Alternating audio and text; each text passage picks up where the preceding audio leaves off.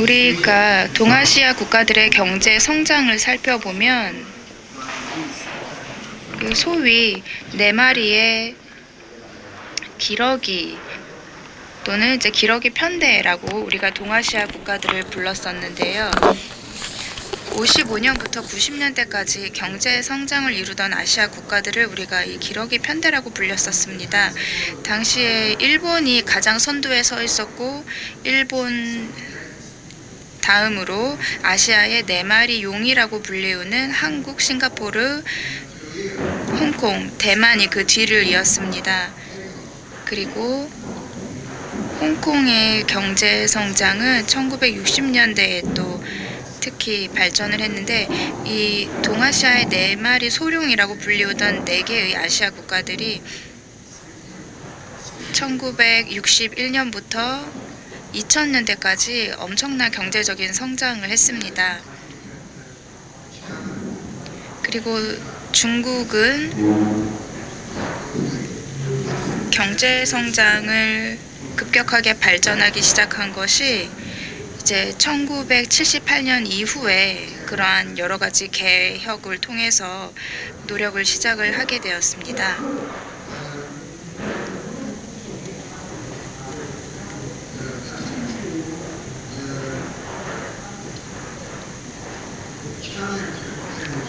제가 생각할 때 중국과 한국은 공통점이 많습니다. 다른 아시아 국가들, 특히 동아시아 국가들과 비교해 봤을 때 중국과 한국은 공통점이 많은데요. 경제 성장을 함에 있어서 특징을 살펴보면은요, 공통점도 있고 차이점도 있습니다. 그런데 특징 중에 하나를 말씀드리면, 한국과 중국 모두 경제 성장을 하기 시작했던 그 시기에 강력한 정치적 지도자가 있었다는 사실입니다. 저희 중국은 운이 좋다고 할 수 있는데요. 저희도 두 분의 훌륭한 지도자가 있었기 때문에 경제가 발전할 수 있었습니다. 그리고 많은 분들이 이 컨퍼런스에서도 말씀하시지만 한강의 기적이라는 말을 많이 하고 있죠. 이것은 박정희 대통령의 리더십 덕분이다라고 이야기를 하고 있습니다. 그리고 여러 정책적인 이행들을 보면은 경제학에서 말하는 여러 가지 원칙이나 그런 이념에서 약간 벗어난 그런 경제 정책을 하기는 했지만요. 그러니까 노동집약적인 산업 성장을 1960년대에 추구를 하고, 중화학 산업 발전을 1970년대에 추구를 하면서 박정희 대통령이 경제학 교과서에 나오는 것과는 다른 정책들을 좀 했었다는 이야기가 있다라는 말씀을 했었죠. 그런데 이 1960년대, 70년대에 제조업을 살리면서, 제조업을 성장을 시키면서 향후에 이 국가가 필요한 여러 가지 외화들을 또 많이 벌어들일 수 있었고, 그것이 추가적인 발전의 기초가 되었다고 할 수 있습니다. 그래서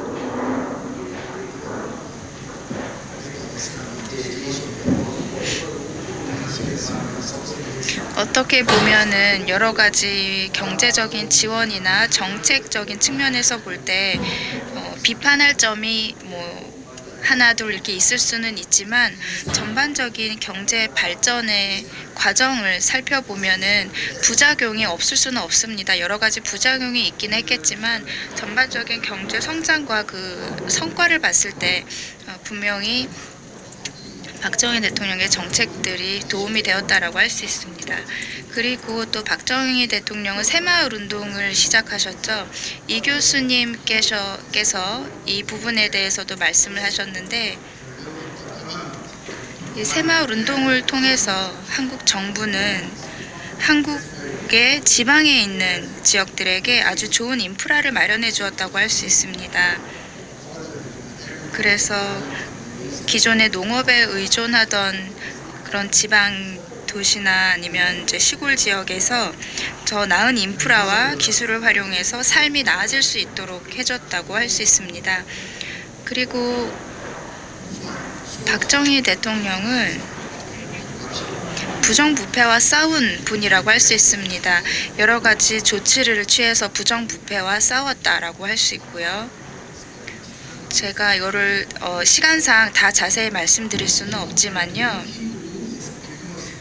박정희 대통령이 이렇게 할 수 있었던 것은 그 자신이 아주 청렴한 사람이었기 때문입니다.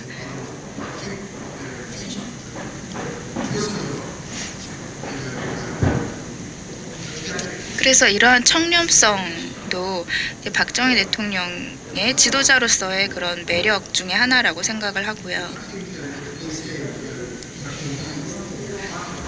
그리고 박정희 대통령이 한국 근대화의 아버지다라고 하죠.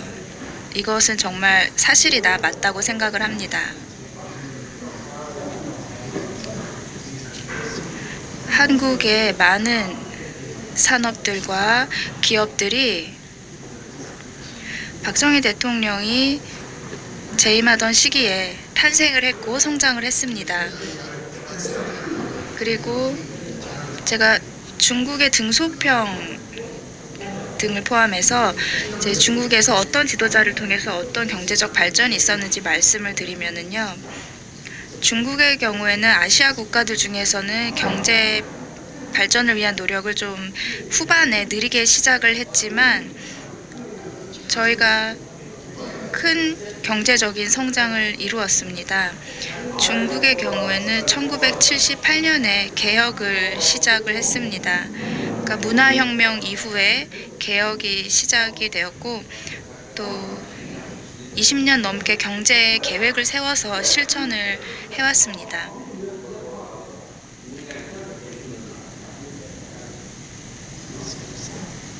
몇 가지 제가 건너뛰어야 할 것 같습니다. 그래서 중국에서 개혁을 시작했을 때 중국은 아주 가난한 국가였습니다.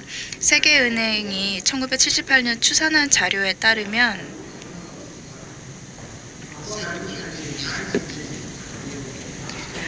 중국에 있는 7억 9천만 명의 인구 중에서 2억 6천만 명이 빈곤 인구이다. 가난 속에서 살고 있다. 즉 중국의 지방 인구 중에 3분의 1이 빈곤 인구라고 추산을 했었습니다. 물론 도시에도 빈곤한 인구가 있지만 중국의 빈곤한 인구 대부분은 지방에 몰려 있었습니다. 그리고 역사적으로 등소평이 중국의 경제 발전에 기여를 했는데요. 중국의 그 예전의 계획 경제 시스템을 시장 경제 시스템으로, 사회주의 시장 경제 시스템으로 전환을 했기 때문이죠. 많은 사람들이 이러한 등소평의 중국 경제에 대한 기여, 사회주의 시장 경제로의 전환에 대해서 많은 논의가 있고 여러 가지 논쟁들이 있었습니다. 그런데 우리가 일단 결론을 내리기를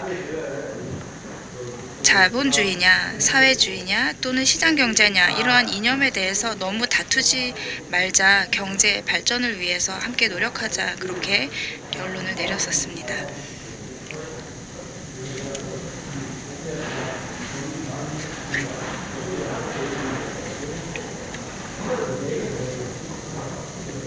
예, 5분 남았나요, 제 시간이?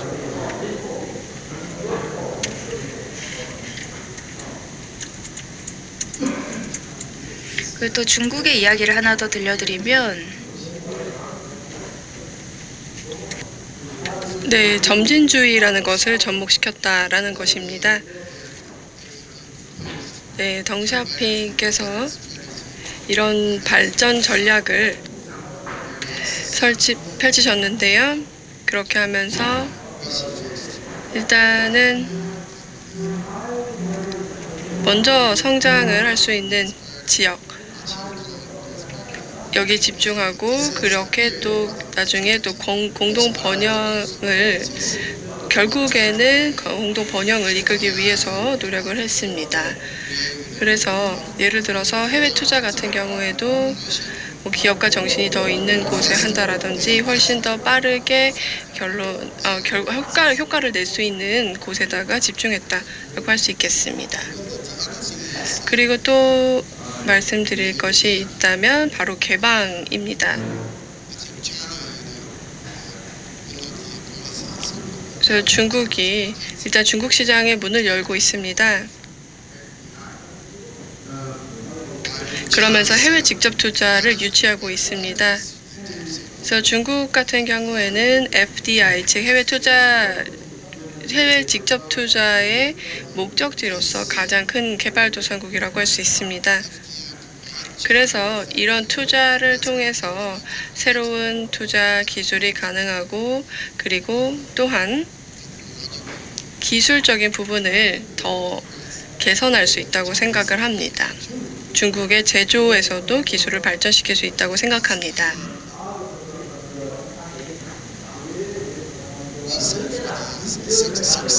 자, 그렇다면 이렇게 저희가 아시아에서 기적을 이끌어낼 수 있었던 이유가 무엇일까요? 그 유스프 선생님께서 요약하셨던 내용이 있습니다. 칼리드 박사님께서도 아시는 분인데요. 4가지에 대해서 요약하셨습니다. 일단 첫 번째는 거시경제라는 건데요. 안정적인 비즈니스 환경이 굉장히 중요하다고 생각합니다. 중국, 한국, 그리고 다른 국가들에게도 중요하겠습니다.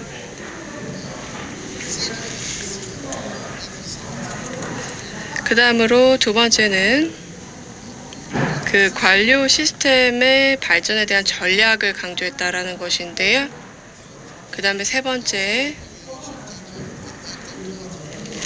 동아시아 정부는 정책에 아주 적극적인 역할을 함으로써 산업화를 가속화시켰습니다. 그리고 수출도 증가시켰죠. 그리고 네 번째는 동아시아 국가들이 실용주의적인 접근법을 사용했다라는 겁니다. 그리고 이런 요약에 제가 몇 가지를 더 더해 보았습니다. 일단은 그 개발 상황이라고 할 수 있겠는데요. 일단은 보시는 것처럼 그 경제 개발 자체를 국가의 전략의 가장 중요한 것으로 여기는 겁니다. 그러니까 이것을 다시 말씀드리면 발전 국가라고 할 수 있겠습니다. 그래서 발전 국가의 경우는 이런 개발과 발전을 가장 중요하게 여기는 국가입니다. 한국도 그렇고 중국도 아주 중요한 부분이라고 할 수 있겠고요. 그 다음에 그 권위주의의 정책 체계도 아주 중요하다고 할 수 있겠습니다. 그래서 우리는 우리의 노력을 발전에 좀 더 집중할 수 있다라는 겁니다. 그러니까 정치적인 싸움 외에 그런 것보다는 그리고 또 편파적이고 당파적인 싸움이 아니라 발전에 집중할 수 있다라고 생각합니다.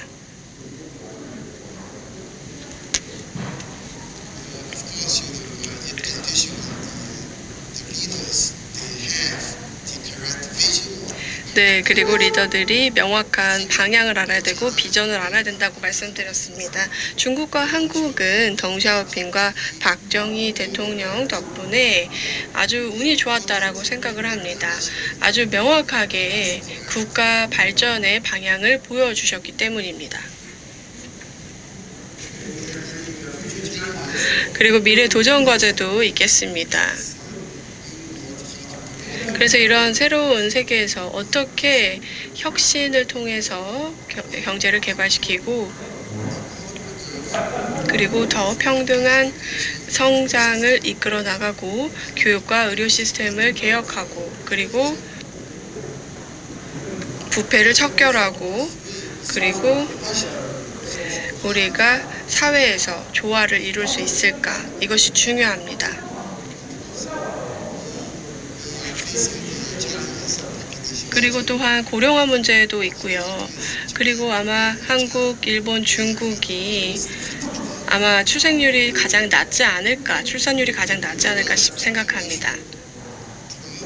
그리고 또한 한중 간의 양자 협력을 더 강화해야 될 것입니다. 중국은 바로 인류 운명의 공동체라는 개념에 대해서 도입을 했는데요. 만약에 함께 미래를 공유하는 공동체를 만들기 위해서는 공유 미래의 공동체를 동아시아에 먼저 구축해야 됩니다. 네, 감사합니다.